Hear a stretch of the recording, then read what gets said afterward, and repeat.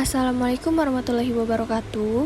Kami dari kelompok 4, Fakultas Ekonomi dan Bisnis Prodi Manajemen akan menjelaskan tentang materi analisis jaringan CPM.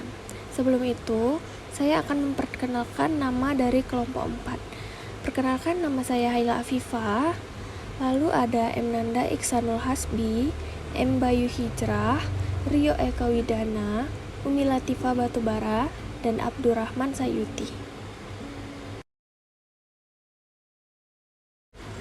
Analisis jaringan CPM atau Critical Path Method adalah salah satu teknik manajemen proyek untuk mengidentifikasi jalur kritis atau critical path dalam rangka memperkirakan waktu pelaksanaan proyek. Dalam analisis ini, setiap kegiatan dianalisis dan kemudian dihubungkan dengan kegiatan lainnya dalam jaringan yang disebut diagram jaringan. Aturan-aturan dalam jaringan kerja. 1. Setiap kegiatan hanya boleh diwakili oleh satu anak panah saja di dalam jaringan kerja. 2. Tidak boleh ada kegiatan yang diwakili oleh pangkal dan ujung anak panah yang sama. Setelah menyusun kerangka jaringan kerja, kemudian tambahkan informasi. D adalah durasi, IS adalah early start, IF adalah early finish, LS adalah late start, LF adalah late finish. Menentukan jalur krisis. Jalur krisis adalah suatu deretan kegiatan krisis yang menentukan jangka waktu penyelesaian bagi keseluruhan proyek. Suatu kegiatan disebut krisis kalau suatu penundaan dimulai kegiatan tersebut akan mengakibatkan tertundanya waktu penyelesaian suatu proyek. Sebaliknya, suatu kegiatan dikatakan tidak krisis kalau waktu antara mulai paling awal dan waktu penyelesaian paling akhir lebih panjang daripada waktu yang seharusnya diperlukan. Saya akan menjelaskan contoh kasus dari materi CPM. Nah, di sini ada soalnya, activity atau serangkaian aktivitas. Di sini ada preceding activity atau aktivitas yang mendahulunya. Masing-masing aktivitas ini mempunyai durasinya masing-masing. Nah, ini durasinya. Kita akan menentukan jalur kritisnya. Yang pertama, kita akan membuat jaringannya terlebih dahulu. Nah, kita lihat aktivitas A. Aktivitas mendahulunya kan tidak ada, maka aktivitas A kita sebut sebagai aktivitas pendahulu. Kita bikin di sini aktivitas A sebagai aktivitas pendahulu.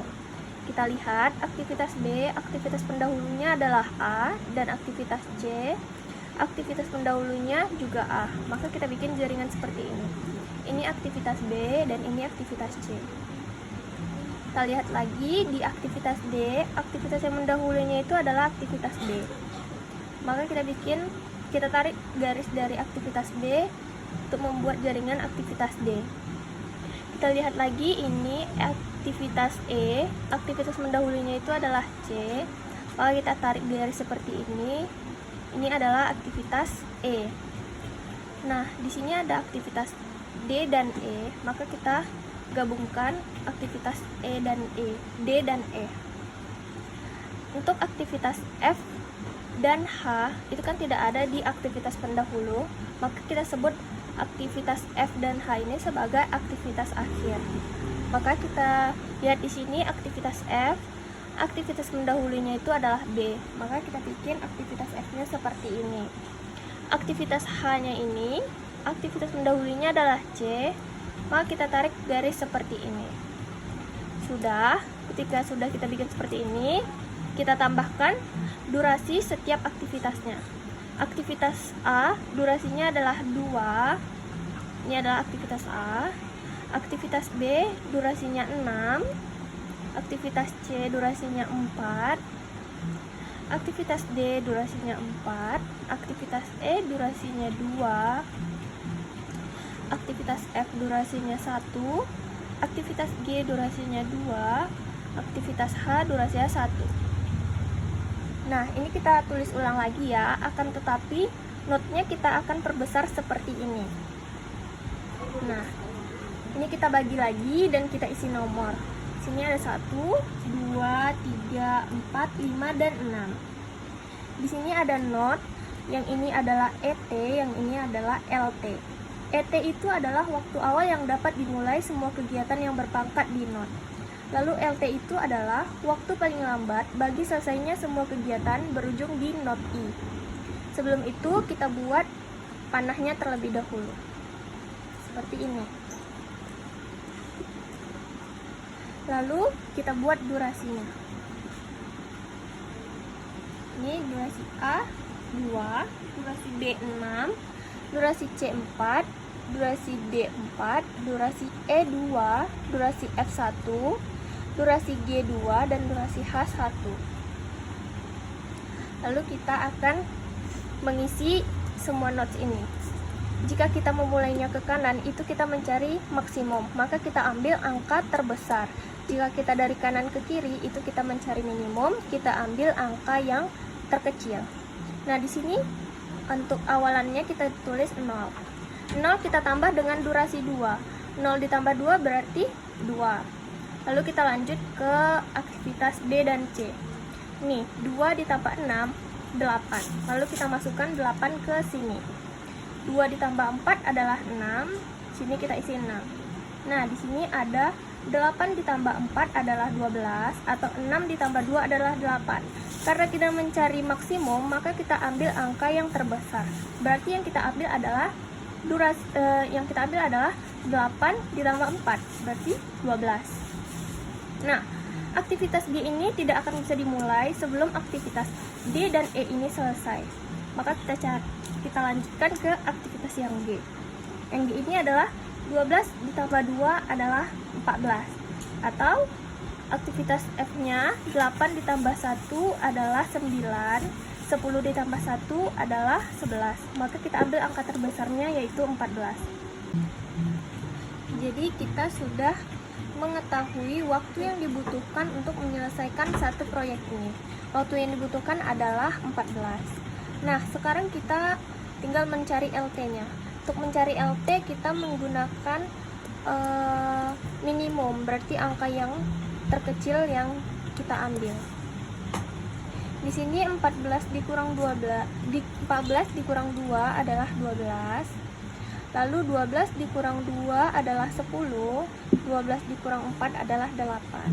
Nah, di sini 8 dikurang 6 itu adalah 2. Sini 10 dikurang 4 adalah 6. Kita cari yang terendahnya, yaitu 8 dikurang 6, berarti 2. Lalu sudah tahu 2 dikurang 2 adalah 0. Nah, ini sudah selesai. Untuk mencari jalur kritis, kita harus tahu dulu apa itu total float.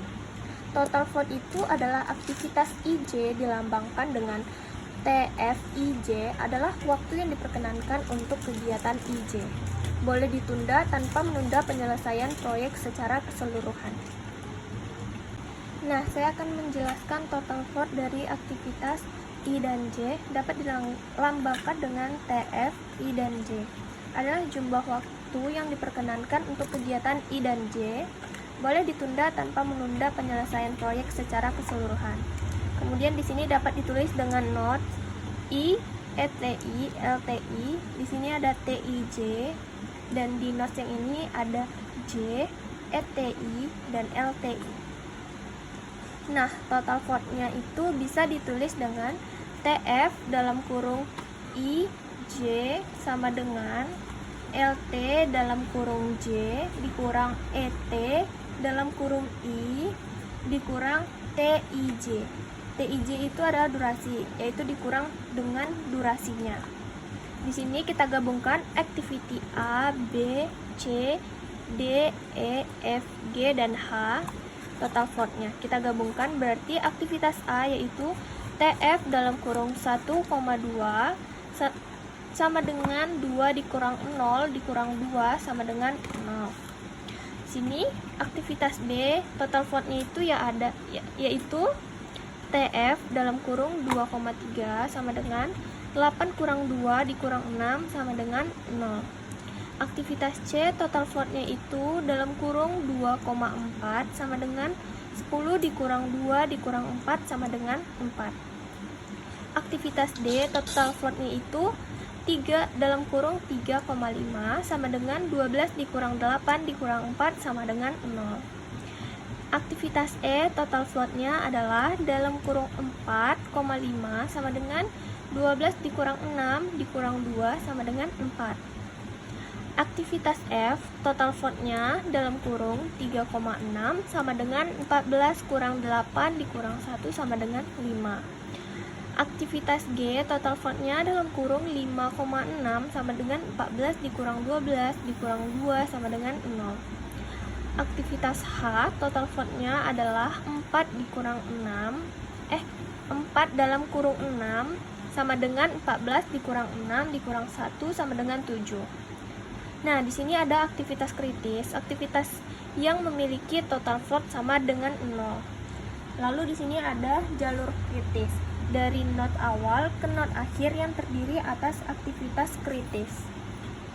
Nah, lalu di sini jalur kritisnya adalah 1 dikurang 2, dikurang 3, dikurang 5, dikurang 6, yaitu ini. Dari notes yang ini. 1, notes yang ini, dikurang 2, ini, lalu dikurang 3, dikurang 5, dikurang 6. Nah, jadi jalur kritis tersebut sangat penting karena penundaan pada jalur kritis ini dapat mengakibatkan tertundanya proyek secara keseluruhan.